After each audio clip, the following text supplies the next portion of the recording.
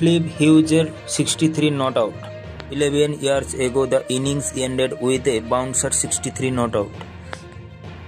25 November 2014 Sydney cricket গ্রাউন্ডে তখন চলছিল সাউথ অস্ট্রেলিয়া বনাম নিউ সাউথ ওয়েলসের ক্রিকেট ম্যাচ। সাউথ অস্ট্রেলিয়ার হয়ে সেদিন মাঠে নেমেছিলেন ফিলিপ হিউজ, কিন্তু কখনো কি ভাবতে পেরেছিলেন এই ম্যাচই তার জীবনের শেষ ম্যাচ হতে চলেছে। 63 রান নিয়ে তখন স্ট্রাইকিং প্রান্তে ব্যাট করছিলেন ফিলিপ হিউজ, অন্যদিকে বোলিং প্রান্তে দাঁড়িয়ে শন অ্যাবট। শন অ্যাবটের একটি বাউন্সারে হুক শট খেলতে গেলেন হিউজ, বল এসে হিউজের হেলমেটের ফাঁক লেগে ঘাড়ে এসে লাগে, মুহূর্তেই মাটিতে লুটিয়ে পড়ে হিউজ। বলের আঘাত নিয়ে দুটো দিন মৃত্যুর সঙ্গে লড়াই করলেও অবশেষে 25 বছর বয়সে মৃত্যুর কোলে ঢলে পড়েন ফিলিপ হিউজ।